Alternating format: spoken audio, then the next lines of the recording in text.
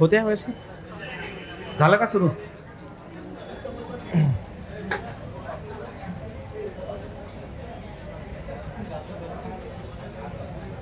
चला चला, जय Hind friend. Last लेक्चरमध्ये आपण स्टेटमेंट अँड आर्ग्युमेंट हा जो प्रकार आहे हा आपण डिस्कस करत होतो. ठीक आहे ना. स्टेटमेंट अँड आर्ग्युमेंटमध्ये बऱ्याचशा अडचणी आहेत, कारण नेमकं काय काढायचं ते बऱ्यापैकी क्लिअर होत नाही आहे. ठीक आहे की नाही. तर मी म्हटलं होतं की तुम्हाला 1-2 लेक्चर लागतील, तर आजचं लेक्चर परत आपण अंडरस्टँडिंगमध्ये घालूया, कारण शेवटी मग बऱ्यापैकी आन्सर तुमचे करेक्ट येत होते. ठीक आहे ना. फक्त 2-3 बाबी टाळा. एक तर हे माइंडमधून काढून टाका की आता आपल्याला कन्क्लुजन काढायचं नाही. म्हणजे कसं आहे, आपण 2-3 दिवसापासून कन्क्लुजन घेत होतो आणि तुम्हाला मी त्यात कॉम्प्रहेन्शनही सांगितलं, मग तुमच्या माइंडमध्ये ती असू शकते एक चुकण्याचं कारण. आणि दुसरं कारण मी तुम्हाला सांगितलं की आपण तिथे मग निर्णय द्यायला लागतो, म्हणजे जज करायला लागतो. जर जज करायला लागलो तरीसुद्धा हा प्रश्न आपला चुकतो. ठीक आहे ना. काल आपला शेवटचा जो प्रश्न होता तो होता लिओनार्दो दा व्हिंचीचा, बरोबर ना. त्यामध्ये आपण पाहिलं होतं की हा जो प्रश्न आहे किंवा हा एक प्रश्न होता आपला काल, ज्यामध्ये मी तुम्हाला समजून सांगितलं होतं की तुम्हाला तटस्थ राहून फक्त ऑब्झर्व करायचं आहे. काय करायचं? अनबायसपणे ऑब्झर्व करायचं. जे काही स्ट्रॉंग असेल त्याला आपल्याला मान्यता द्यायची असेल. आणि ते मग आता आणखीन एक प्रश्न असा यायला पाहिजे तुमच्या माइंडमध्ये, सर कसं ओळखायचं की ते स्ट्रॉंग आहे की नाही. तर त्यासाठी मी सुरुवातीला काही पॉईंट समजून सांगितले की स्ट्रॉंग ते असेल जे दिलेल्या माहितीची सुसंगत असेल, म्हणजे रिलेटेड असलं पाहिजे. ठीक आहे ना. आणि तार्किक बुद्धीला पटणारही असलं पाहिजे, कारण आर्ग्युमेंटमध्ये आपण बाहेरची जी बाब आहे ती ॲड करू शकतो. काल आपण तो एक भ्रूणहत्येचा एक प्रश्न पाहत होतो. ठीक आहे ना, तो कायद्याचा. मग त्याच्यामध्ये आपण जसं मी तुम्हाला सेकंड पॉईंट समजून सांगताना मी तुम्हाला सांगितलं की एक बाब अशी सुद्धा असू शकते. ठीक आहे ना. त्यामध्ये मी तुम्हाला एक्सप्लेनेशनमध्ये सांगितलं की एक बाब अशी सुद्धा असू शकते, म्हणजे तार्किक बुद्धीला पटणारा पण असला पाहिजे तो. ठीक आहे. त्याने दिलेला डेटा फक्त विधानाशी सुसंगत असावा असं नाही. तो विधानाशी सुसंगत असेल समजा एखाद्या केसमध्ये, पण तो तार्किक बुद्धीला आपल्याला पटलाही पाहिजे. या पद्धतीने तुम्हाला त्याचा विचार करायचा असेल, म्हणजे कन्क्लुजनमध्ये जी रेजिडिटी राहते ती रेजिडिटी या ठिकाणी नाही, थोडी फ्लेक्झिबिलिटी राहील. फक्त तुम्हाला आपण जसं म्हणतो की चहू बाजूने विचार करायचा एखाद्या बाबीचा, त्या प्रकारचं काहीतरी आहे. चारही बाजूने तुम्हाला व्यवस्थित विचार करून उत्तर सांगायचं असेल या प्रश्नाचं. ठीक आहे ना. आपण एक तो सौर डागाचा काल एक प्रश्न पाहिला होता, बरोबर आहे की नाही. सौर डागाचा हा एक प्रश्न, तर याचा आपण एक्सप्लेनेशन घेतलेलं आहे. पुढला प्रश्न पहा हा. ठीक आहे ना. ठीक आहे. आता तुम्हाला नाही सॉल्व्ह करता आला तरी चालेल, कारण आजचं जे लेक्चर आहे ते परत तुम्हाला मला यामधलं व्हेरिएशन समजून सांगायचं आहे. काल आपण बरेचसे प्रकार पाहिले, 2 लाईनर, 3 लाईनर, परिच्छेद. ठीक आहे. STI मधला. आता हा पहा काय म्हणतोय, दिलेल्या युक्तिवादातील तर्क काळजीपूर्वक अभ्यासा आणि सर्वात जवळून त्याचा सारखा तर्क वापरणारा पर्यायातील एक युक्तिवाद निवडा. एकदा मला चेक करून घ्या पर्याय दिले आहेत का. बरं ठीक आहे, वाचा काय समजते पहा.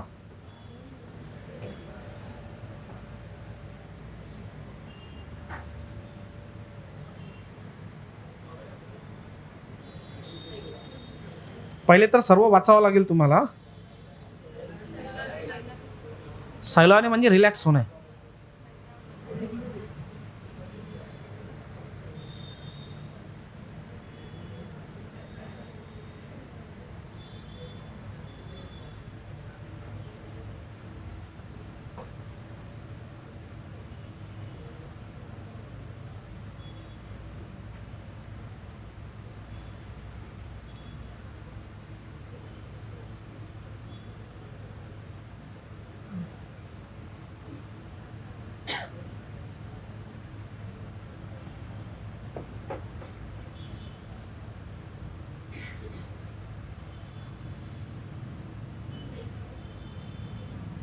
वाचलं का.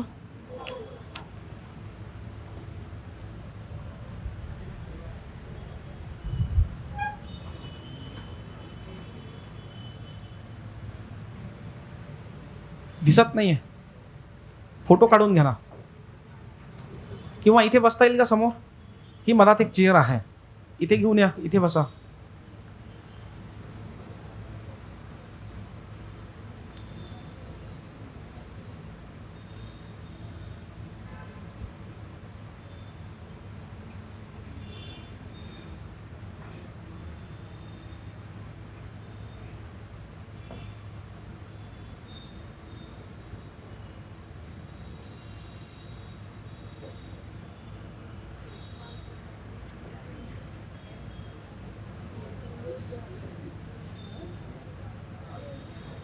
बरं समजलं का काय करायचं आहे?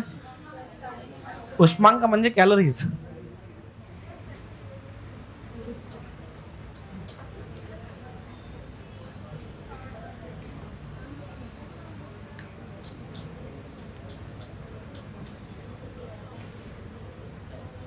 काही मागे पुढे करायचं असेल तर सांगायचं.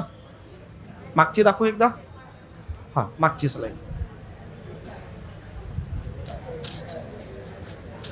हा, नाही नाही नाही, यातून निवडायचं आपल्याला. ठीक आहे की नाही? सारखा युक्तिवाद असणार. बरं कन्फ्युजन आहे का की सर नाही लक्षात आलं काय काढायचं? बरं ठीक आहे, पहा बोर्डवर मग. ठीक आहे ना? काय म्हणतोय? दिलेल्या युक्तिवादातील तर्क काळजीपूर्वक अभ्यासा आणि सर्वात जवळून त्याच्यासारखा तर्क वापरणारा पर्यायातील एक युक्तिवाद निवडा. ठीक आहे की नाही? पण आता काय करूया आपण? तर्क अभ्यासू आणि जवळचा काय आहे ते अभ्यासू. ठीक आहे ना? किंवा मला असं वाटते की हे थोडं समजायला कठीण जाते की नेमकं याला काय म्हणायचं, म्हणून प्रॅक्टिकली लक्षात घेण्याचा प्रयत्न करायचा. ठीक आहे ना? पहा बोर्डवर. जर मी आज जास्त वेळ काम करेन तर मी आज जास्त पैसे मिळवेल.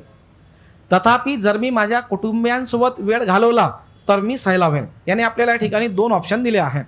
एक तर पैसे कमवून घ्या, नाही तर मग कुटुंबियांसोबत वेळ घालून सैलावून घ्या. ठीक आहे की नाही? तर म्हणजे रिलॅक्स होऊन जा. ठीक आहे ना? आता हा म्हणतो आहे की मला रिलॅक्स होऊ शकतो मी, एकतर मी पैसे कमवू शकतो. ठीक आहे? मग हा या ठिकाणी चॉईस काय करतो आहे ते पहा. ठीक आहे ना? हा काय झाला यामधला युक्तिवाद. दोन बाबी त्याने सांगितल्या, एकतर मी पैसे कमवेल किंवा मी रिलॅक्स होईल. मला आज जास्त पैशांच्या गरजेपेक्षा सैलावण्याची अधिक गरज आहे. म्हणजे हा कोणाला प्रेफरन्स देतो आहे? सैलावण्याला. ठीक आहे? अधिक गरज आहे, म्हणून कुटुंबियांसोबत असण्यासाठी मी आज घरी जाईल. म्हणजे इथं जो तर्क दिला आहे त्या तर्कामध्ये हा विचार करतो आहे की मला रिलॅक्स फील करायचा आहे. आणि म्हणून म्हणजे सॉरी, युक्तिवाद जो दिला आहे तो म्हणतो, युक्तिवादात म्हणतोय की मला रिलॅक्स फील करायचं आहे. आणि ते रिलॅक्स फिलिंग येण्यासाठी तो तर्क लावतोय, मी काय केलं पाहिजे? मी माझ्या कुटुंबियांसमवेत वेळ घालवला पाहिजे. आलं का लक्षात? सांगा सर्वांना. हां, आता पहा. जर मी आज बाहेर गेलो तर मी शीतल आणि सुखद झुडकांचा आनंद लुटेल. तथापि जर मी बाहेर गेलो नाही तर माझ्या घराची सफाई करू शकणार नाही. इथे याने काय केलं? दोन तर्क दिले आहे. एकतर एक आनंद घ्यायचा आहे आणि दुसरं म्हणजे घरची सफाई करायची आहे. असं दोन पॉईंट तुम्हाला या ठिकाणी दिसतात. बरं, जर मी माझे घर स्वच्छ केले नाही तर मला वावडे असलेल्या धुळीसोबत रोगट वातावरणात राहावे लागेल. त्यामुळे मी बाहेर न जाणे चांगले. आता मला सांगा, जसं इथे याने दिलं आहे की जसं याला दोन इथे ऑप्शन होते, एकतर तो पैसे कमवू शकतो किंवा मग सैलावू शकतो. ठीक आहे ना? आणि त्याला रिलॅक्स होण्यासाठी त्याने इथे एक उपाय केलेला आहे. काय उपाय केला आहे? की मी माझ्या घरच्यांसोबत वेळ घालवेल, म्हणजे मला काय फील होईल? रिलॅक्स फील होईल. ठीक आहे ना? तसं इथे काय दिसते आहे? बाहेर गेलं तर तो झुडकांचा आनंद लुटेल. आणि बाहेर जर नाही गेलं तर मी माझ्या घराची सफाई करू शकणार नाही. ठीक आहे? आणि जर मी माझे घर स्वच्छ केले नाही तर मला वावडे असलेल्या धुळीसोबत रोगट वातावरणात राहावे लागेल, म्हणून माझ्यासाठी बाहेर न जाणे चांगले. ठीक आहे की नाही? आता मला सांगा, यामधला तर्क पहा. यामधली जी एक बाब आहे ती त्याची पर्सनल बाब आहे. म्हणजे पहा, मी असं समजून सांगू शकतो तुम्हाला. वर दिलेल्यापैकी एक जी बाब आहे तो त्याचं कर्तव्य म्हणून आहे की त्याला पैसे कमवायचे आहेत, हे झालं त्याचं कर्तव्य. आणि त्याला रिलॅक्स व्हायचं आहे, ही झाली त्याची इच्छा. येत आहे का लक्षात? सांगा. पैसे कमवायचे आहे हे झालं त्याचं कर्तव्य, किंवा मग काम म्हणूया, हे झालं त्याचं काम. पण रिलॅक्स होणे ही काय झाली? त्याची इच्छा झाली. मग इथे त्याने प्रेफरन्स कोणाला दिला आहे? कर्तव्याला की इच्छेला? बरं, इथं कोणाला प्रेफरन्स दिला आहे? कर्तव्याला. बरोबर आहे की नाही? म्हणजे त्याची इच्छा काय आहे की बाहेर जाऊन मस्त सुखद वातावरणात मी काय व्हायला पाहिजे? रिलॅक्स व्हायला पाहिजे, असं त्याची इच्छा आहे. पण तो असं म्हणतोय, मी जर बाहेर गेलो तर माझं घर अस्वच्छ राहील. घर अस्वच्छ राहिलं तर मग मला तिथं जे रोगट किंवा मग जे काही वातावरण आहे ते अशा खराब वातावरणात मला राहावं लागेल. म्हणजे हा या ठिकाणी आपली इच्छा मारतो आहे, पण काय करतो आहे? कर्तव्याला प्रेफरन्स देतो आहे. आणि इथे काय आहे? इथे त्याने त्याची इच्छा वर्तवली आणि इच्छेलाच काय दिलं त्याने या ठिकाणी? प्रेफरन्स दिलेला आहे. ठीक आहे ना? आणखीन पाहता समोर पहा. आणखीन असं म्हणतोय, जर मी घरी शिकवण्या घेतल्या तर मी स्मार्टफोन घेऊ शकेल, पण जर मी पुस्तके वाचली तर माझ्या ज्ञानात व विकासात भर पडेल. या क्षणी माझ्यासाठी पैसे कमवणे महत्त्वाचे आहे, परंतु जर मी माझा व्यक्तिगत वेळ गुंतवला नाही तर मला पश्चाताप करावा लागेल, म्हणून मी या आठवड्यात फक्त 4 दिवस शिकवण्या घेईल. म्हणजे निश्चित काही पडलं नाही. जसं मागच्या 2 उदाहरणात कन्फर्म आहे, क्लिअर आहे, तसं यावरून काही निश्चित आहे का? यावरून काही निश्चित पडलेलं नाही. क्लिअर आहे की नाही? जे 100% काही माहिती पडेल या स्वरूपाचं काही इथं या ठिकाणी पडलेलं नाही. याने बरोबर वेटेज दिलं, शिकवणे घेतो आणि पैसेही कमवतो या पद्धतीचं. ठीक आहे. चौथं पहा, जर मी तो केक आणि आईस्क्रीम खाल्ली तर मी आनंदी होईल. परंतु जर मी केक आणि आईस्क्रीम खाल्ली नाही तर मला उष्मांक जाळण्याची गरज नाही. म्हणजे एकीकडे खायची इच्छा तर आहे, पण एकीकडे असं वाटते की वजन वाढून जाईल, त्यामुळे मला काय करावं लागेल, कॅलरीज बर्न कराव्या लागतील. ठीक आहे ना. मी वजन वाढण्याची अजिबात काळजी करणार नाही, म्हणून मी तो केक आणि आईस्क्रीम खाणार आहे, असं या ठिकाणी तो म्हणतो आहे. ठीक आहे. आता जर सपोज आपण पहिलं आणि चौथं जर पाहिलं तर याच्यामध्ये तो त्याला आवडणारं जे काम आहे ते तो निवडण्याचा प्रयत्न करतो आहे. काय करतोय? त्याला आवडणारं जे काम आहे ते तो निवडण्याचा प्रयत्न करतोय. म्हणजे जो युक्तिवाद दिलेला आहे तोच तर्क त्याने पहिल्यामध्ये निवडला आणि चौथ्यामध्ये जो युक्तिवाद दिला आहे तोच तर्क त्याने त्याच्यामध्ये निवडला आहे. म्हणजे आपलं जे आन्सर आहे ते पहिलं आणि चौथं यापैकी एक असायला पाहिजे. क्लिअर आहे का? सांगा सर्वांना. क्लिअर आहे? काय असलं पाहिजे? पहिल्या आणि चौथ्यापैकी एक काहीतरी आपलं आन्सर असलं पाहिजे. म्हणजे जे युक्तिवादात दिलं ना तेच त्याने तर्कात घेतलं. आता इथे युक्तिवाद काय आहे की त्याला एकतर पैसे कमवायचे असतील किंवा मग त्याला म्हणजे रिलॅक्स व्हायचं असेल, हा झाला युक्तिवाद. मग तो काय काय काय तर्क लावतोय यामधून की मी माझ्या कुटुंबासोबत वेळ घालवला तर मला काय मिळेल? रिलॅक्समेंट मिळेल. क्लिअर आहे का? सांगा इथपर्यंत. आता इथे एक वर्ड दिला आहे की त्याला रिलॅक्स व्हायचं आहे आणि तो कुटुंबियासोबत वेळ घालवून रिलॅक्स फील सुद्धा करतो आहे किंवा तो करेल. क्लिअर आहे ना. तसं जर आपण चौथ्यामध्ये जर पाहिलं तर चौथ्यामध्ये काय म्हणतोय? मी आनंदी होईल. बरोबर आहे ना. मी काय होईल? मी आनंदी होईल. पण जर इथे जर आपण पाहिलं की अजिबात काळजी करणार नाही म्हणून मी तो केक आणि आईस्क्रीम खाणार आहे असं दिलं आहे, पण आनंदीची फिलिंग नाही. लक्षात येते आहे का? आनंदीची या ठिकाणी म्हणजे आहे त्याला काळजीच, पण मी जर केक आणि हे काढला तर मला काय करावं लागेल? कॅलरीज बर्न कराव्या लागतील. म्हणजे इथं खाल्ल्यानंतर ही इंटेन्सिटी काय असेल? कमी असेल आनंदी होण्याची. येत आहे का लक्षात? सांगा. जर त्याने तो केक किंवा आईस्क्रीम खाल्ली जरी तरी आनंदी, जर याने डायरेक्ट इथं दिलं असतं ना अजिबात काळजी करणार नाही म्हणून मी आनंदी होण्यासाठी केक आणि आईस्क्रीम खाणार आहे, तर मग काय झालं असतं? यालाही आपण विचारात घेतलं असतं.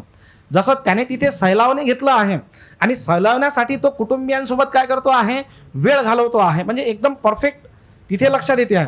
तसं इथे आनंदीचा सेन्स नाही येणार, कारण एक निगेटिव्ह स्टेटमेंट पडलं आहे की जर मी ती केक किंवा आईस्क्रीम काढली तर माझ्या कॅलरीज वाढतील आणि त्या बंद करण्यासाठी मग मला काय करावं लागतील? प्रयत्न करावे लागतील. मग जर आपण युक्तिवाद आणि तर्काचा विचार केला तर कोणतं परफेक्ट बसते आहे? फर्स्ट जे आहे ते परफेक्ट बसते आहे. क्लिअर आहे ना. आता असाच एक पॅरलल प्रश्न तुम्हाला कन्क्लुजनमध्ये पण आहे, पण तिथे तो रिजिड होऊन जातो. इथे जसं आपण लक्षात घेतो आहे की केक किंवा आईस्क्रीम खाल्ल्यानंतर तो आनंदी होईल याबाबत थोडासा त्याला तिथे काय वाटतो आहे, म्हणजे तो पूर्णपणे आनंदी नाही, त्याला आवडते आहे खायला, पण एक शंका सुद्धा त्याच्या माइंडमध्ये आहे की माझा कॅलरीज वाढतील आणि त्या मला मग काय कराव्या लागतील? बर्न कराव्या लागतील. ठीक आहे ना. पण मला अजिबात म्हणजे तो हे पण देतो मला काळजी नाही, त्यामुळे मी काय करेल? केक खाणे पसंत करेल. पण इथं आणखीन प्रॉपरली जमलं असतं जर त्याने दिलं असतं आनंदी होण्यासाठी मी केक आणि आईस्क्रीम खाणे पसंत करेल, असं आलं असतं तर ते जास्त काय झालं असतं? प्रॉपर झालं असतं. जसं याने या ठिकाणी दिलं आहे की मला सैलावायचं आहे आणि पैशांच्या गरजेपेक्षा सैलावण्याची अधिक गरज आहे म्हणून कुटुंबियांसोबत मी आज घरी जाईल. आलं लक्षात? तिथं असलं पाहिजे असतं आनंदी होण्यासाठी मी आज केक आणि आईस्क्रीम खाईल. असं जर असतं तर जे युक्तिवादात आहे तेच तर्कात आहे असं आपण घेतलं असतं. क्लिअर आहे का? सांगा सर्वांना. ठीक आहे की नाही? काही डाऊट असेल तर विचारा. कसं आहे आता एक्झॅक्टली मी माझ्या पद्धतीने पोहोचवण्याचा प्रयत्न करतो आहे, पण तुमच्या माइंडमध्ये काही डाऊट असेल की सर आम्ही असा विचार केला होता, असा विचार केला होता, या बाबी सुद्धा तुम्ही मला क्लिअर करून दिल्या पाहिजे. ठीक आहे ना. हा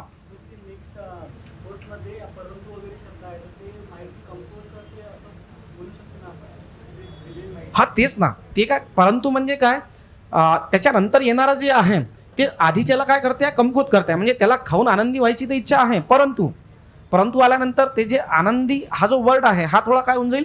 वीक होऊन जाईल, स्ट्रॉंग राहणार नाही. करेक्ट.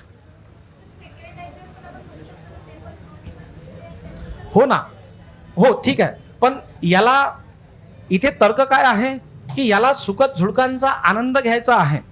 बरोबर आहे ना. पण हे याच्या अपोजिट सिलेक्ट करतो आहे. काय सिलेक्ट करतोय? नाही जाऊ द्या, मी आज काय करतो? साफसफाईच करतो. म्हणजे युक्तिवाद वेगळा दिला आहे आणि तर्क वेगळा दिला आहे. येत आहे का लक्षात सर्वांना? इथे युक्तिवाद काय दिला आहे? सैलावण्याचाच, आणि तर्कही दिला आहे मी तेच चूज करेल. इथं युक्तिवाद दिला आहे वेगळा आणि तर्क दिला आहे घरी राहण्याचा. तिसऱ्यामध्ये परफेक्ट पडत नाही, नेमकं काय म्हणायचं. चौथ्यामध्ये थोडं त्याचं वेटेज कमी पडते आहे. येत आहे का लक्षात सांगा.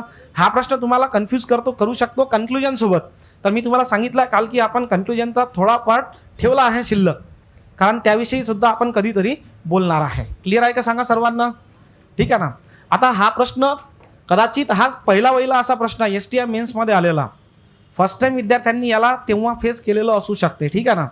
तर तुमच्यासोबतही तसंच होईल, कारण तुम्ही फर्स्ट टाइम जेव्हा याला पाहता तेव्हा तुम्हाला थोडंफार प्लस मायनस या संदर्भात होऊ शकते. असा एखादा आणखीन पडू द्या, म्हणजे तुम्हाला आपोआपच त्या ठिकाणी व्यवस्थित डोकं लावून ॲन्सर काढता येईल. क्लिअर सर्वांना. ठीक आहे ना. किंवा परत सांगतो, तुम्ही तुमच्या माइंडमध्ये काय सुरू आहे ते मला सांगायचं, म्हणजे त्या ओरिएंटेशननी आपल्याला जाता येईल. काहीच नाही सर माइंडमध्ये आमच्या, काहीच नाही. प्रश्नच समजला नव्हता. ठीक आहे, क्वेश्चनच समजला नव्हता. आता आलं ना लक्षात. जो युक्तिवाद दिला आहे त्याचाच काय निवडायचा आहे, तर्क निवडायचा आहे. क्लिअर सर्वांना. चला ठीक आहे, पुढला पहा. नेक्स्ट.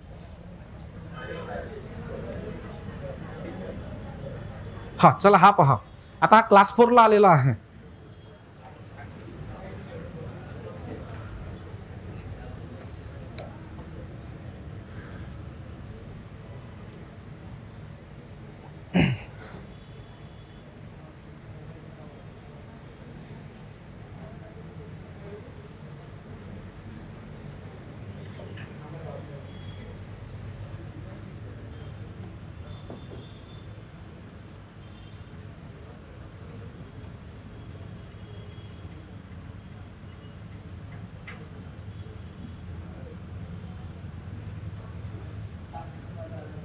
हे कर कर.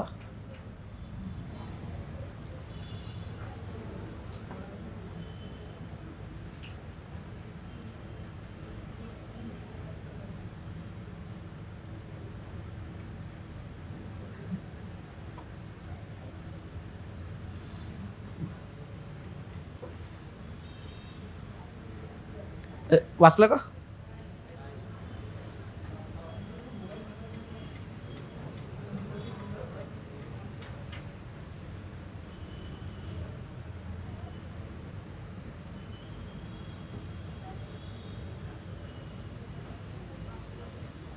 कंप्लीट वाचून झालं. प्रश्न समजला का. काय करायचं आता.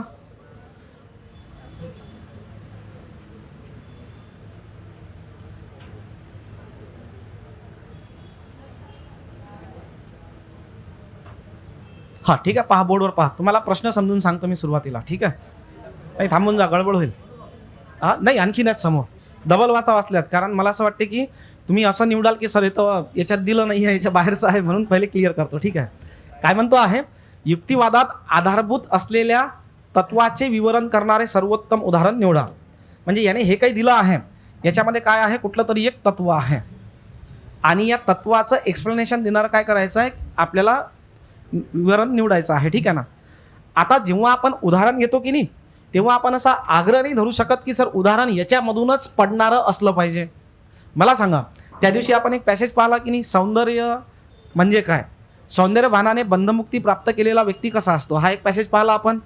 मग समजा जर मी तुम्हाला प्रश्न विचारला, त्यामध्ये सौंदर्याविषयक जे तत्व दिलेलं आहे त्या तत्वानुसार त्या तत्व प्रणालीला मानणारा व्यक्ती कोणत्या प्रकारचा असेल ते सांगा, असा जर मी तुम्हाला प्रश्न विचारला तर तुमचा असा आग्रह असेल का की सर तुम्ही जे काही ऑप्शनमध्ये दिलं ते सर तुम्ही याच्यातूनच द्यायला पाहिजे होतं.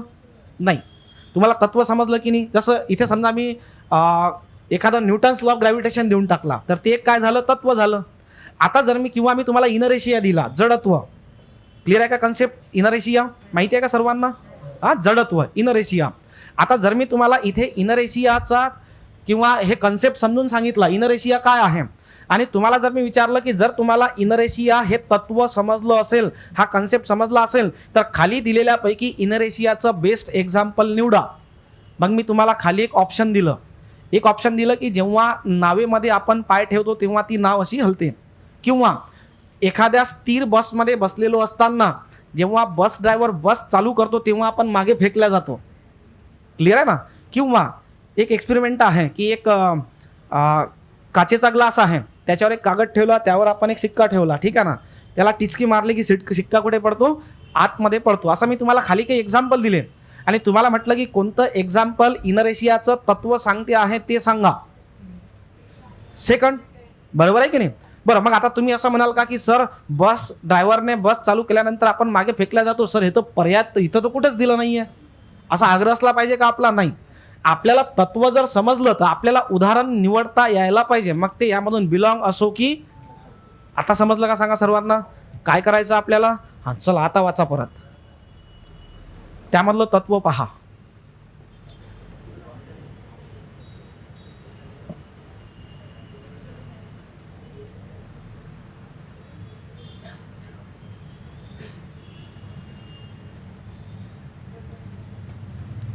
तुम्हाला जर मी विचारलं की एका लाईन मध्ये सांगा यामधलं प्रिन्सिपल काय आहे, काय सांगाल सांगा? डायरेक्टली प्रपोर्शनल, बरोबर आहे ना? बरोबर. आणखी हा फक्त हे याच्या बाबतीत झालं. युनिव्हर्सल स्टेटमेंट सांगा असंच एका लाईन मध्ये.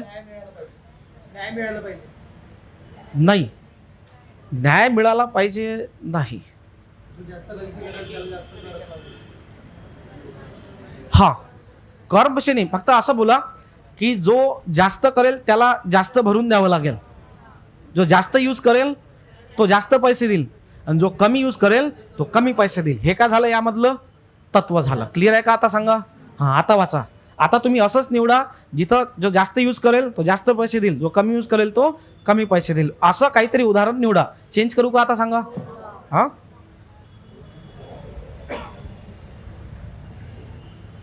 वर्गणी. हा, इथं वर्गणी घ्यायचं.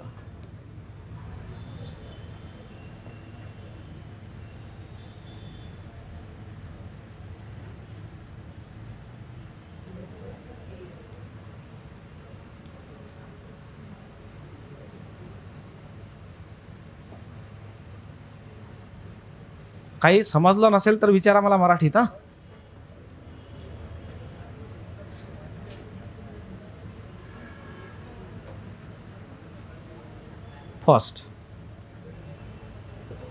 फर्स्ट, थर्ड, चौथं, तिसरं, फर्स्ट,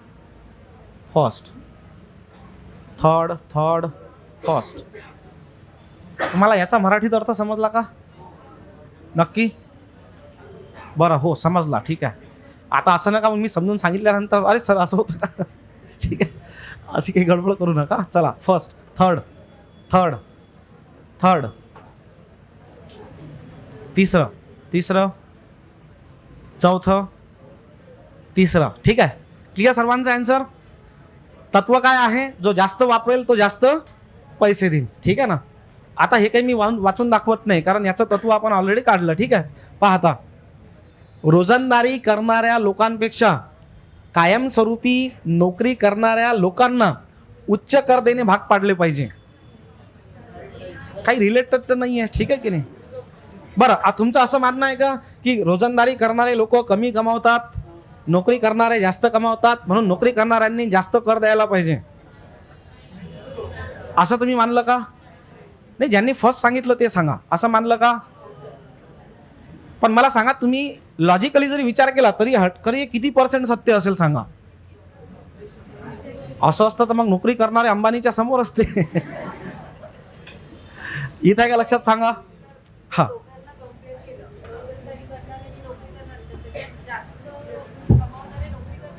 नाही, जास्त कर कोण भरतात सांगा? इंडियामध्ये सर्वात जास्त कर कोण भरतात? बिझनेसमॅन.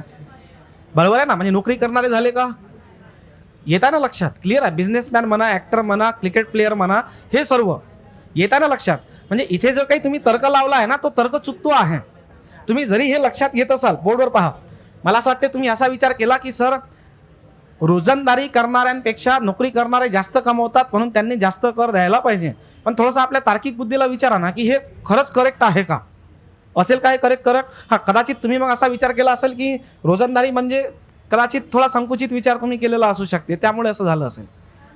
आलं लक्षात सर्वांना? हा, आता ठीक आहे, जरी तुम्ही हे माइंडमध्ये घेतलं तरी याला कम्पेअर करून पहा. ठीक आहे, ठेवूया, याला पण होल्डिंगवर ठेवूया. ठीक आहे, दुसरं वाचा.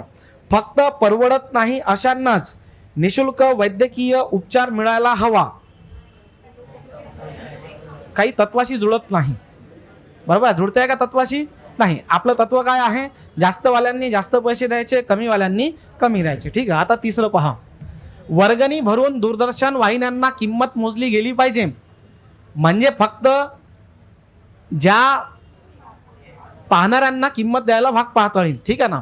म्हणजे याचा अर्थ जर आपण पाहिला तर हा काय म्हणतो आहे की वर्गणी करणे म्हणजे ते नाही बरं, आपण गणपती वगैरेची करतो ती वर्गणी नाही. ठीक आहे ना.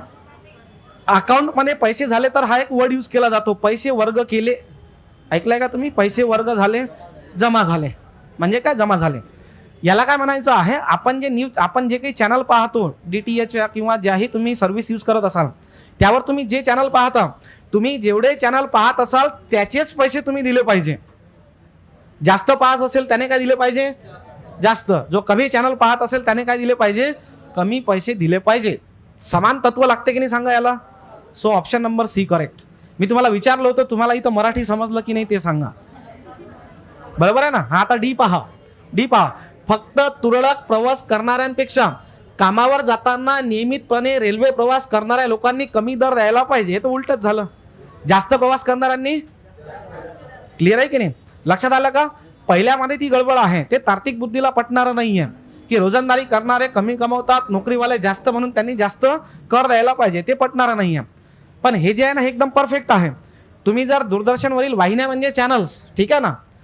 दूरदर्शन म्हणजे फक्त आपलं ते चॅनल नाही बरं, दूरदर्शन म्हणजे जे काही, हां ठीक आहे.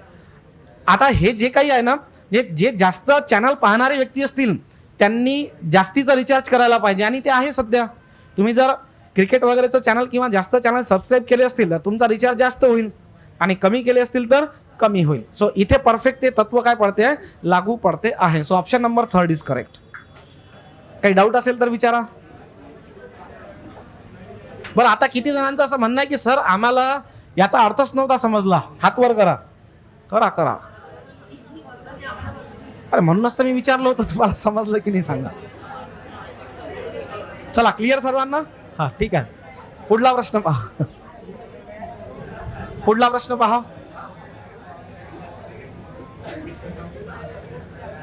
युक्तिवादातील दोष दाखवणारी म्हणजे वीक करणारी. Very good. अपोज करणारी. चला पहा.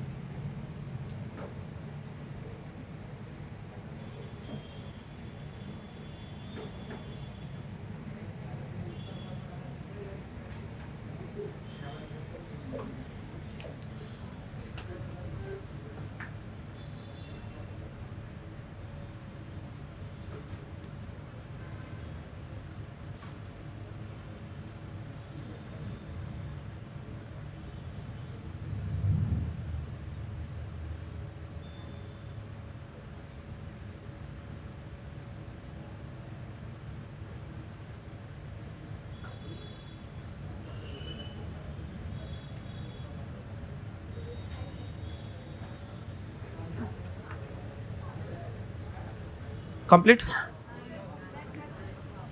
IQ.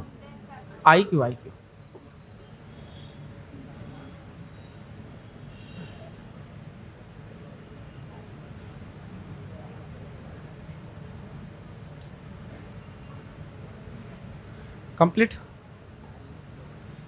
चेंज करू का?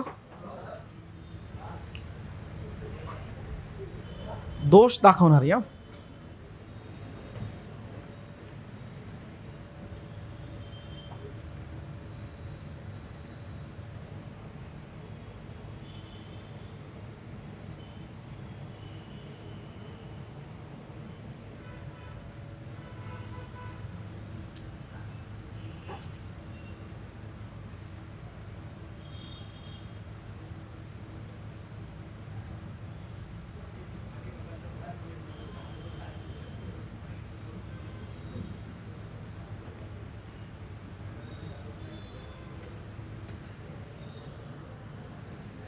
दोष दाखवणारी कृती सांगाय. ओके.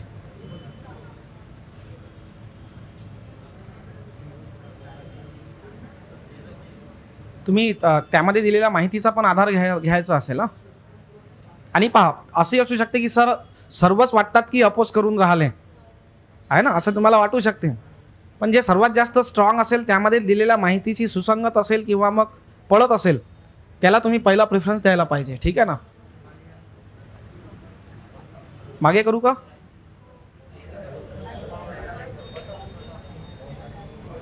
बरं ठीक आहे, पाहून घ्या पहिले.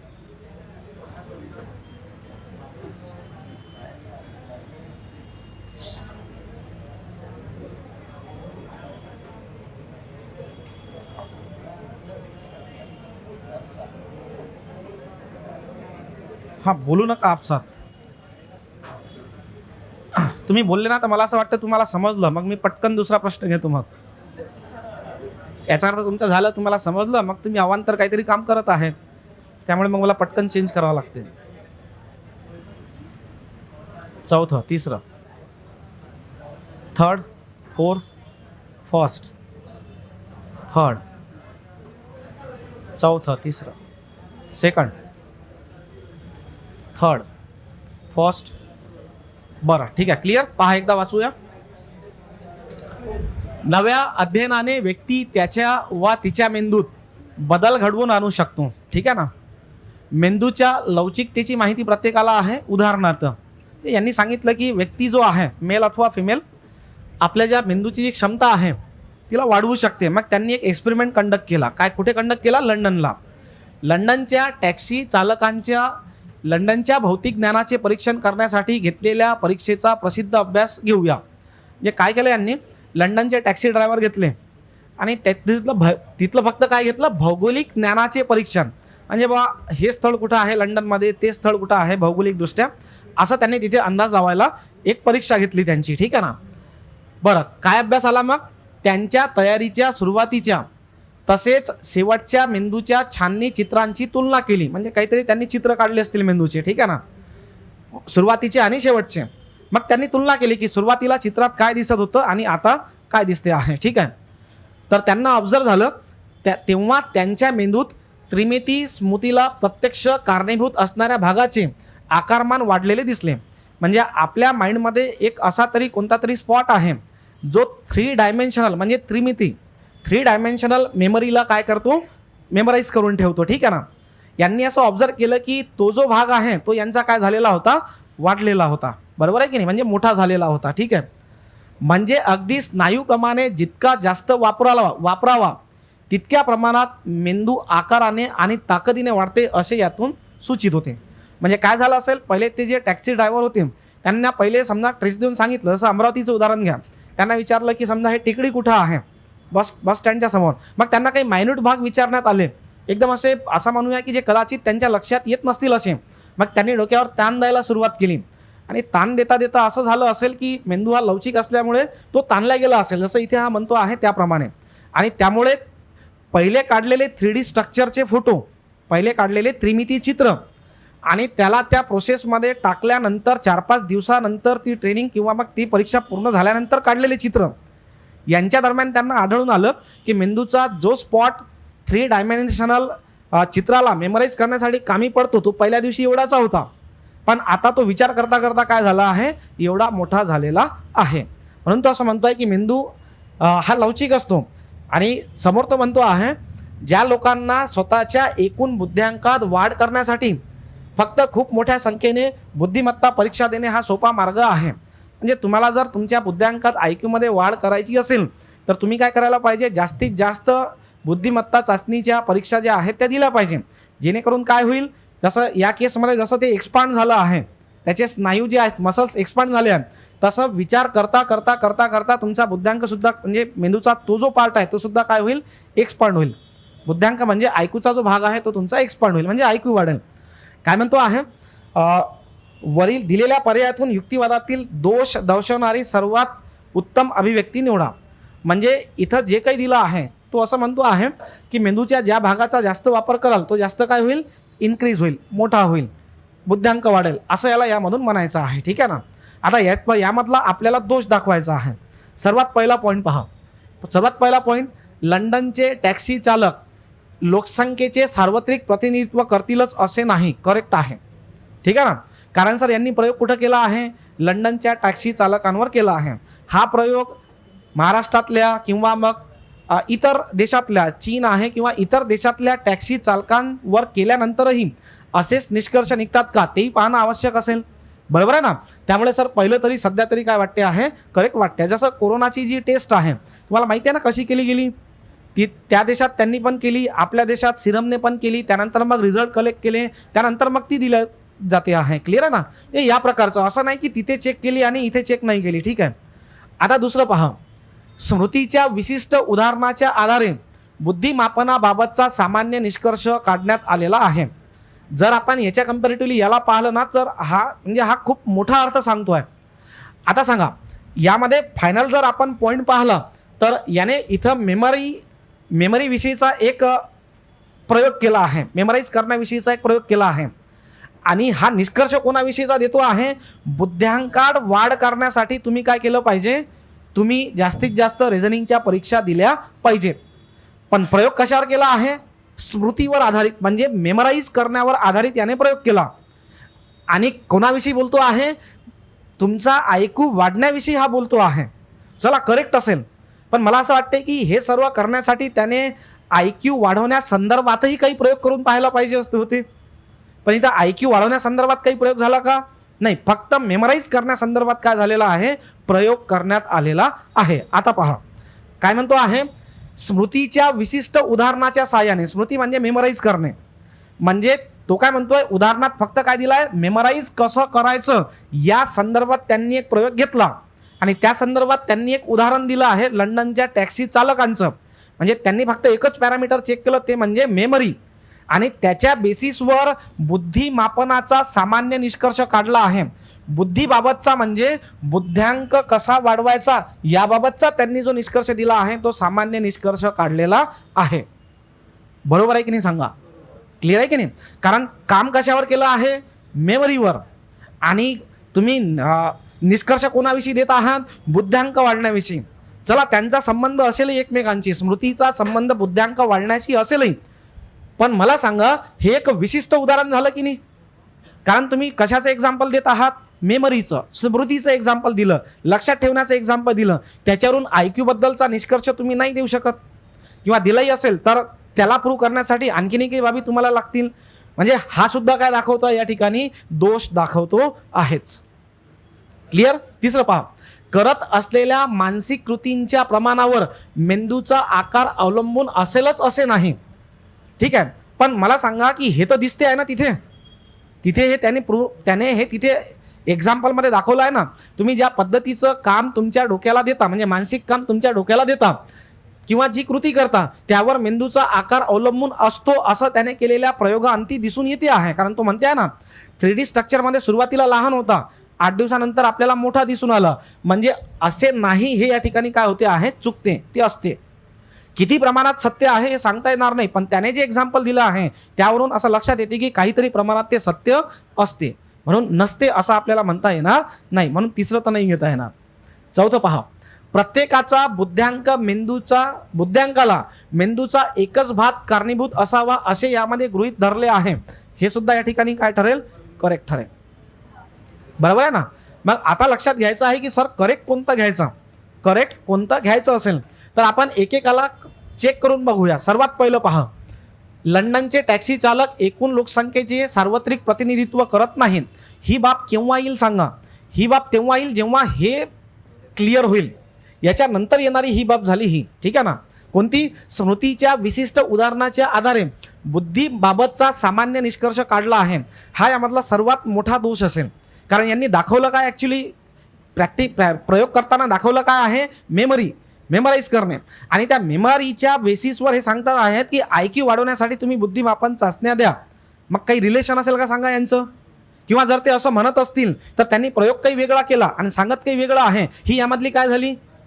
त्रुटीच झाली की नाही सांगा? हा यामधला काय झाला? दोषच झाला. म्हणजे सर्वात मोठा जो दोष आहे तो कोणता असला पाहिजे? हा पण दोष आहेच. पण हा याच्यानंतर येणारा दोष झाला. जर हे समजा करेक्ट असेल ना, मला सांगा, जर हे करेक्ट असेल, त्याने इथं जे काही दिलेलं आहे ते जर सत्य असेल, तर मग आपण असं म्हणू नाही तुम्ही फक्त काय केलं, लंडनच्या टॅक्सी चालकांचाच रिझल्ट घेतला, आमच्याकडचे तुम्ही विचारात घेतले नाही. तेव्हा हे सत्य असेल ते. पण जर मला सांगा इथूनच जर ते स्टेटमेंट निघत नसेल तर हे घेण्याचा काही प्रश्नच नाही. लक्षात येत आहे की नाही? जसं कोरोनाची टेस्ट आहे, त्यांनी काय केलं, त्यांनी पहिले काहीतरी त्यांच्या बायोलॉजिकल बाबींवर सत्य ठरेल अशा प्रकारचा काहीतरी तर्कवितर्क लावून त्यांनी बनवली. नंतर मग त्यांनी ती लोकांना दिली. मला सांगा, जे त्यांनी बायोलॉजिकली तर्कवितर्क लावून कोरोनाची लस बनवली, ते जर त्यांच्या तर्कांनाच पटली नसती तर ती त्यांनी लोकांना टोचली असती का चेक करण्यासाठी किंवा एक्झामाइन करण्यासाठी? नसती केली. मग असंच झालं इथं, हे तर्कालाच न पटणारं आहे सेकंड. जर इथं पटलं असतं तर मग आपण लंडनच्या टॅक्सी चालकांना लावून पाहिलं असतं, बरोबर बसते की नाही? समजलं का सांगा आता?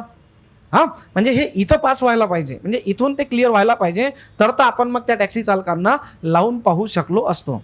या ठिकाणी जर सर्वात मोठा जर कोणता दोष असेल तर तो असला पाहिजे ऑप्शन नंबर बी. काही विचारा आता, ठीक आहे? नाही, काय होत्या माहितीये का, थोडा उथळ विचार होतोय तुमच्याकडून, म्हणजे तुम्ही तेवढा डीपमध्ये विचार नाही करून राहिले याचा अर्थ, ठीक आहे ना? तुम्हाला त्या पद्धतीने विचार करणं महत्वाचं असेल. किंवा बोर्डवर पहा, आणखीन बोर्डवर पहा.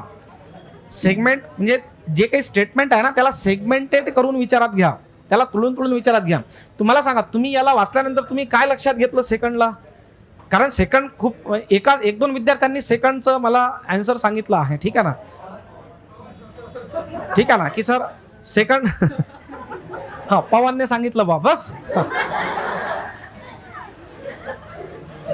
क्लिअर सर्वांना? बरं मला सांगा काय अडचण जाते बरं? याला तुम्ही तेवढा सिरियसली विचार केला का, की फक्त सर पहिलं वाचलं, हे थोडंसं पटलं, दुसरं तर काही समजलं नाही किंवा पटलं नाही म्हणून वाचलं नाही? एक लक्षात घ्या, तुम्हाला जे समजत नाही ना त्याच पद्धतीने करेक्ट ऑप्शन सेट केलं जाऊ शकते कदाचित, कारण तिकडे काय होते मग तुमचा इग्नोरन्स होते. हे मराठी समजायला थोडं डिफिकल्ट आहे. बरं, स्मृतीच्या विशिष्ट उदाहरणाच्या आधारे याला मी तुम्हाला तोडून कसं सांगितलं की हा फक्त कोणाबद्दल बोलतो आहे? स्मृतीबद्दल, मेमरीबद्दल. मग मागच्या स्लाइडवर पहा, मागच्या स्लाइडवरचा जो एक्सपेरिमेंट कंडक्ट करण्यात आला होता त्यातही काय दिलेली आहे? फक्त स्मृतीच दिली आहे. कारण भौगोलिक जागा त्यांना आठवतात का, माहिती आहेत का, या संदर्भात त्यांनी काय केला होता? निष्कर्ष काढला होता. आणि शेवटी कशाबद्दल बोलला आहे तो? की तुमचा बुद्ध्यांक वाढवण्यासाठी तुम्ही बुद्धिमत्ता चाचणीचे जास्तीत जास्त पेपर द्यायला पाहिजे. मग हा सामान्य निष्कर्ष झाला की नाही सांगा? हा निष्कर्ष काढण्यासाठी तुम्ही या संदर्भात काहीतरी एक्सपेरिमेंट करायला पाहिजे होता. म्हणजे जसं तुम्हाला काहीतरी वर्क द्यायला पाहिजे होतं, जसं रिझनिंगशी संबंधित काही तुम्हाला असं म्हणूया की जॉब द्यायला पाहिजे होता, काहीतरी वर्क द्यायला पाहिजे होता आणि तुम्हाला सांगितलं असतं की चला ठीक आहे करा, मग आता हे करून दाखवा. आणि जर असा काहीतरी एक्सपेरिमेंट केला असता, त्यानंतर मग तुमच्या माइंडची 3 डायमेन्शनल डायग्राम चेक केली असती एक्सपेरिमेंटच्या आधी, एक्सपेरिमेंटच्या नंतर, आणि नंतर मग सपोज जर असा निष्कर्ष काढला असता तर मग काय झालं असतं? ते करेक्ट झालं असतं. येतं ना लक्षात? पण यांनी एक्सपेरिमेंट केला आहे स्मृतीवर आणि निष्कर्ष कोणाबद्दल दिला आहे? बुद्ध्यांकाबद्दल. त्यामुळे ते या ठिकाणी काय असेल? चुकीचं असेल. क्लिअर आहे ना? प्रत्येक वर्ड इथे महत्त्वाचा असेल. तुम्ही याला म्हणजे वाचताना तुम्ही फक्त असं जस्ट वाचलं स्मृतीच्या विशिष्ट उदाहरणाच्या आधारे, त्याला एवढं डीपमध्ये वाचा, कारण खरा तर त्याचाच संबंध आहे आधी स्लाईडवर दिलेल्या माहितीशी. येता लक्षात सर्वांना? ठीक आहे ना? बरं ठीक आहे, स्वतःहून आज कदाचित तुम्हाला नाही काढता येणार, समजून सांगितल्यानंतर समजते आहे का? आणि नसल समजत तर तुम्ही मला तुमचे प्रश्न विचारायचे की सर आम्ही असा विचार केला, आमचं काय चुकलं किंवा कुठे चुकते आहे, काय गडबड आहे, हे विचार करायचा. सध्या तर काय असेल, टॉपिक पूर्णपणे नवीन असल्यामुळे तुम्हाला त्या पद्धतीने स्वतःला विचार करायची सवय लावावी लागेल. एकदा ती सवय लागली की मग कदाचित तुम्ही प्रश्न पाहता बरोबर. आता मला सांगा, तो मागचा प्रश्न पाहिला होता की नाही आपण? ABCD दिलं होतं, तर्क वरील युक्तिवादाला समांतर असा तर्क निवडा, हा जो प्रश्न होता. आता समोर जर तसा प्रश्न आला तर पटकन तुमच्या माइंडमध्ये क्लिक होईल की नाही, अरे याला या पद्धतीने आपल्याला हँडल करावं लागते. क्लिअर आहे की नाही? मग तेवढं मायन्युटली विचार करण्याची सवय लावा. मी हे नाही सांगत की प्रश्न कसा येईल. प्रश्न इथं आपण बोर्डवर घेत असलेल्या प्रश्नांपैकी एकदम विचित्र नवीनही असू शकतो, बरोबर आहे की नाही? जर असाच्या असं काहीतरी आलं तर तुम्हाला परफॉर्म करता येईलच, कारण क्लासमध्ये आपण काहीतरी त्याविषयी जाणून घेतोच आहे. पण याहीसाठी रेडी राहा की या व्यतिरिक्त जर काही त्याने जसा इथं दोष विचारला आणखीन काहीतरी त्याने वेगळं विचारलं तर त्याहीसाठी तुमचा माइंड तिथे रेडी असला पाहिजे. म्हणून तुम्ही माझ्याशी डिस्कस करा, विचारा फोर्थ का नाहीये. ठीक आहे ना. प्रत्येकाचा बुद्ध्यांकाला मेंदूचा एकच भाग कारणीभूत असावा नाही. पहा ना, मेंदूच्या बुद्ध्यांका, आता ऍक्च्युली इथं बुद्ध्यांक चालणारच नाही ना. ठीक आहे की नाही. कारण एक्सपेरिमेंट कोणाविषयी झाला आहे, स्मृतीविषयी झालेला आहे. ठीक आहे की नाही. आणि हे जेव्हा करेक्ट असेल ना, हे जेव्हा तत्व मान्य होईल त्यानंतर मग आपण हे आणि हे लावून पाहू शकतो. आलं लक्षात. कोरोनाची लस बायोलॉजिकली किंवा मग मेडिकली त्यांना व्यवस्थित लक्षात आली असेल की हो, आपण जो प्रयोग करून ही लस बनवली आहे ती करेक्ट आहे. त्याच्यानंतरच मग ती काय केली जाईल, लोकांवर चेक केली जाईल. जर ते तिथेच अटकत असेल, म्हणजे एखाद्या शास्त्रज्ञाने बनवली आणि बाकीचे 10 शास्त्रज्ञ म्हणत असतील अरे नाही तू चुकीचं केलं, mRNA असं काही काम करू शकत नाही, जर तो प्रयोगच जर बेसिकली त्याचं तत्वच जर मान्य झालं नसेल तर मग ती चेक केली जाईल का, नाही. तसं इथे हे तत्वच ते मान्य झालं तर मग आपण याला देऊ, याच्याविषयी विचार करू का, नाही करणार. याच्याविषयी विचार करू का, नाही करणार. आलं लक्षात. हा, चला पुढला प्रश्न वाचा.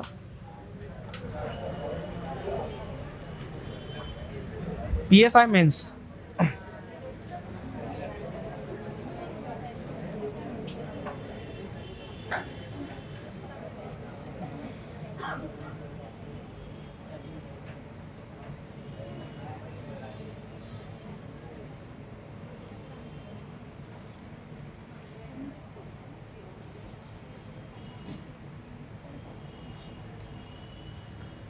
आता जे काही रिपीट होईल की नाही मागच्या कालच्या लेक्चरमधलं ते तुम्हाला व्यवस्थित उत्तर देता येईल त्याचं. जसा हा रिपीट होतोय मागच्या लेक्चरमधून.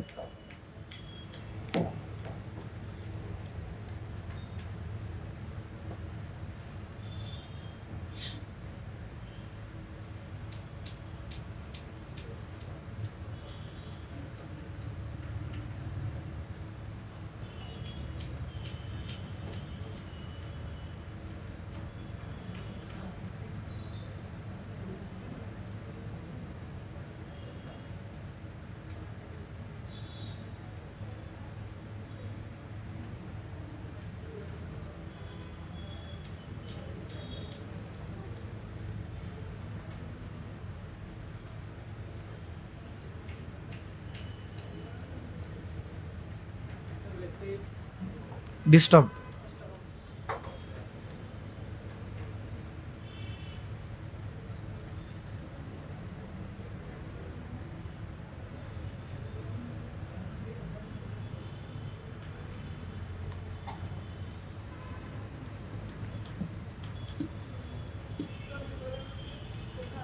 Best explanation.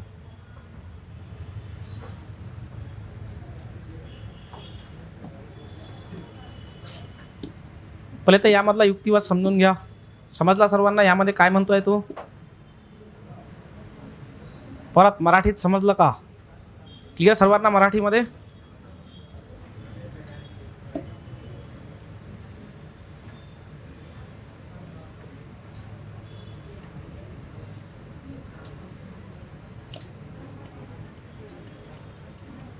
करू का चेंज.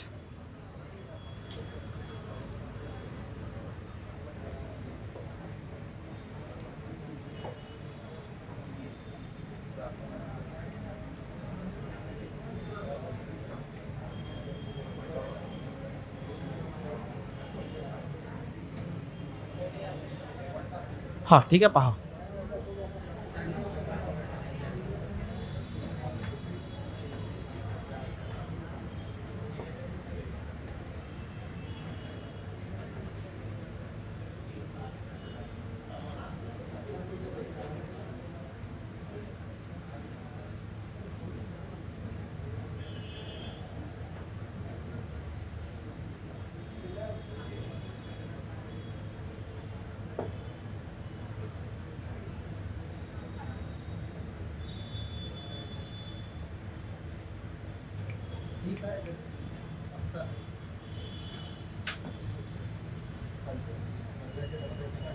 असता नाही, असता कामा नाही असं असेल.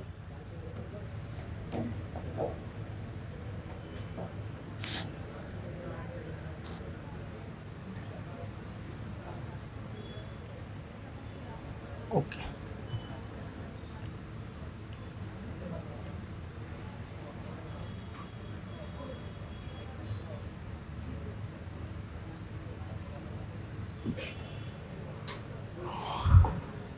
ओके.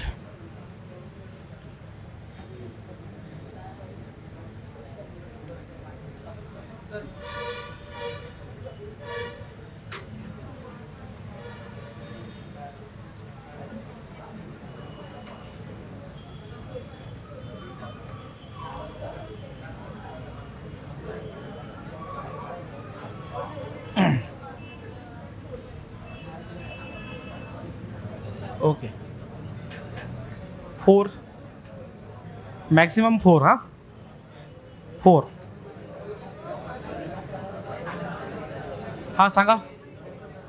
फर्स्ट पण येते. हां पवन.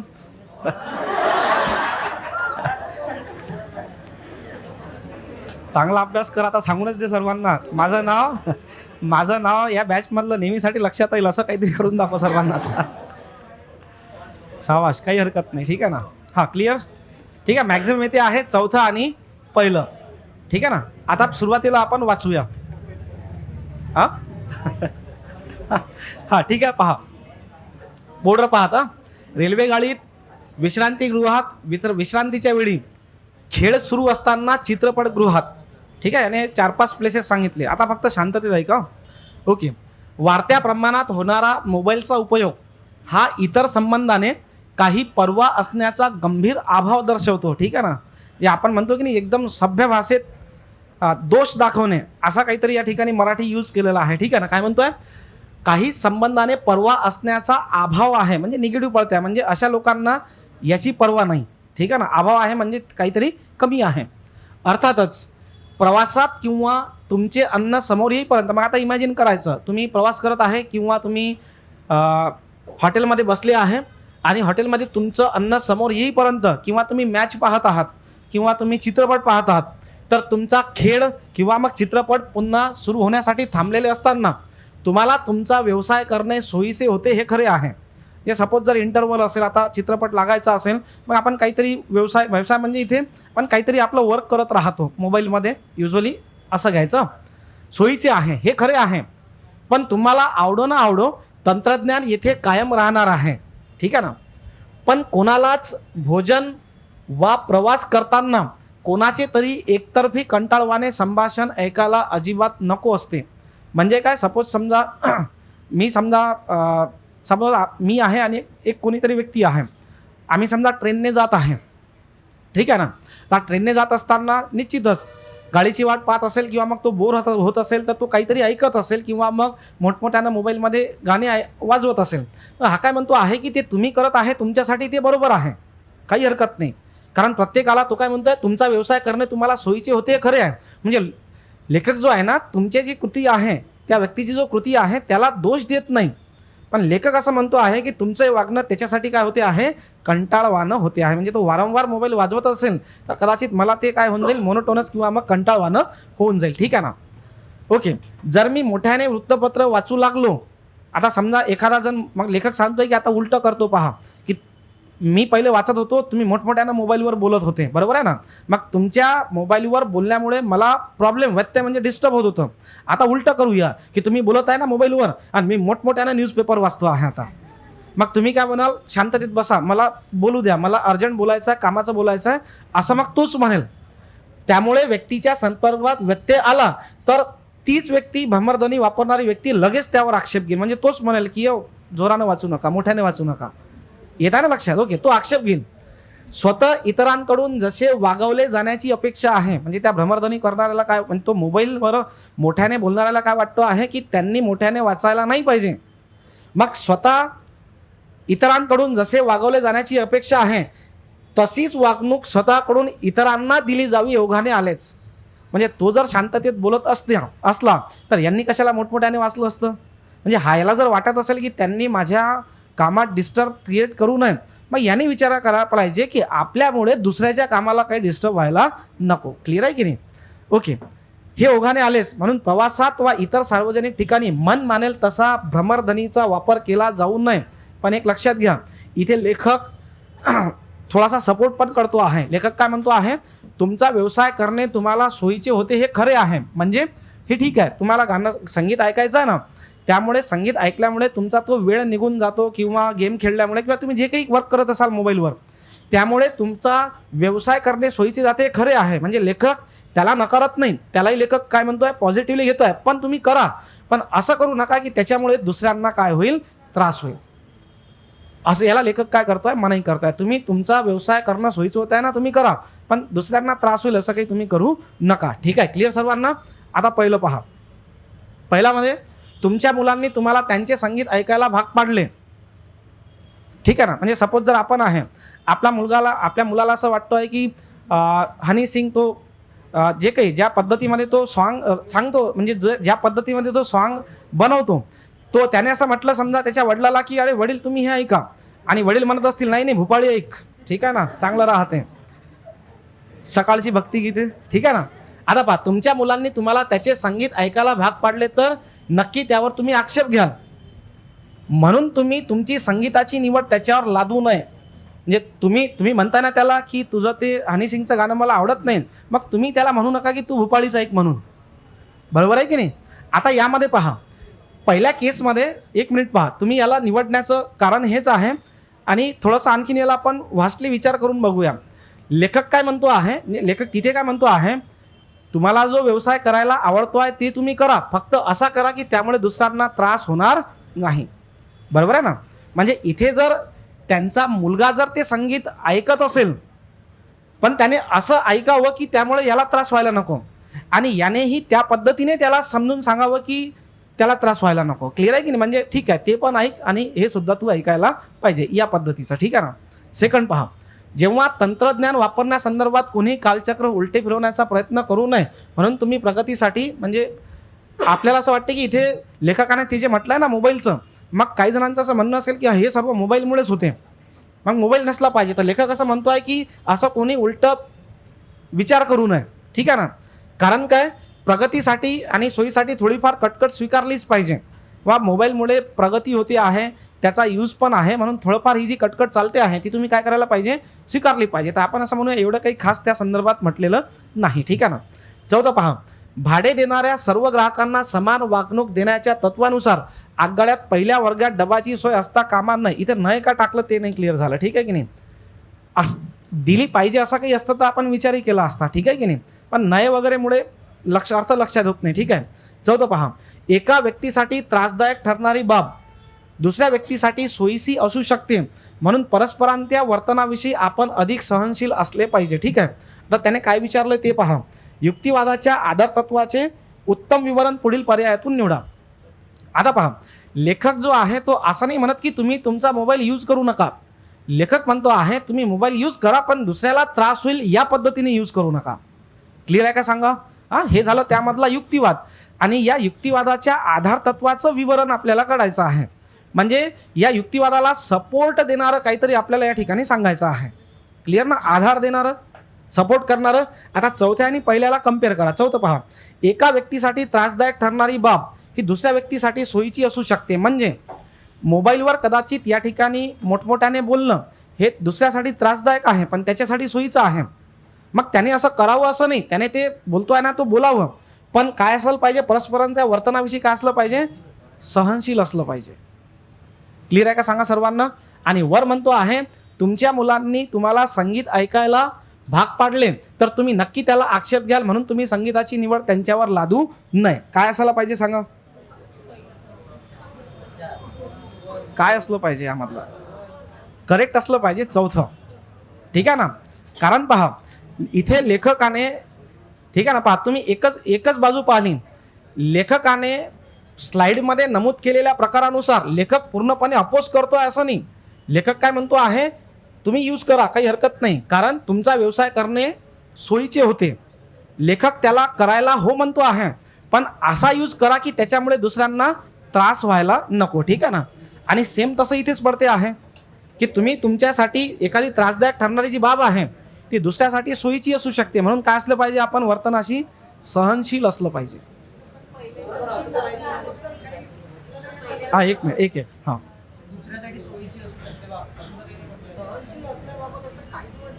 नाही नाही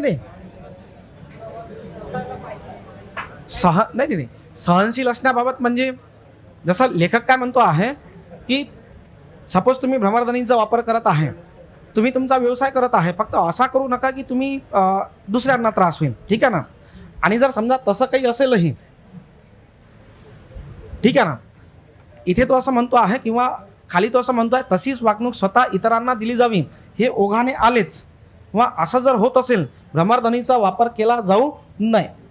क्लिअर आहे ना. म्हणजे असं जर काही होत असेल तर प्रत्येकाने, म्हणजे एक तो बोलतोय फक्त त्यानेच नाही, प्रत्येकाने एकमेकांविषयी काय असलं पाहिजे, सहनशील किंवा काळजीव असलं पाहिजे की माझ्यामुळे त्याला त्रास व्हायला नको. जसा हा मी विचार करेन तसा त्याने पण विचार करायला पाहिजे की माझ्या वागणुकीमुळे त्यांना त्रास व्हायला नको.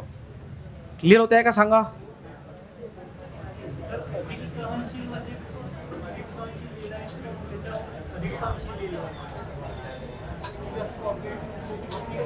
खूप कॉन्शियस असलो पाहिजे आपण, अधिक सहनशील असलो पाहिजे. म्हणजे कॅज्युअली घेऊ नका, काही नाही होत, काय होतं बोलल्याने, अधिक सहनशील असले पाहिजे आपण. सहनशील म्हणजे असं नाही बरं की तो बोलतोय ना आपण सहनच करायचं, असं नाही. असं घेतलं का तुम्ही, नाही नाही असं नाही. म्हणजे आपण काळजी, म्हणजे थोडा सहनशील तिथं वेगळा, म्हणजे वेगळ्या अर्थाने घेतला जाऊ शकतो विद्यार्थ्यांकडून. सहनशील म्हणजे आपण केअरफुली असलो पाहिजे, हां, त्यावरून लक्षात येते. क्लिअर सर्वांना, ठीक आहे ना. मला असं वाटतं की मी PDF सेंड करतो, म्हणजे तुम्ही वाचून ठेवा. ते वाचनात जास्त वेळ जाणार नाही, थोडासा अंदाजे लावून ठेवा की काय काय असू शकते, म्हणजे इथं आल्यानंतर तुम्हाला लवकर ते थोडं समजेल, ठीक आहे ना.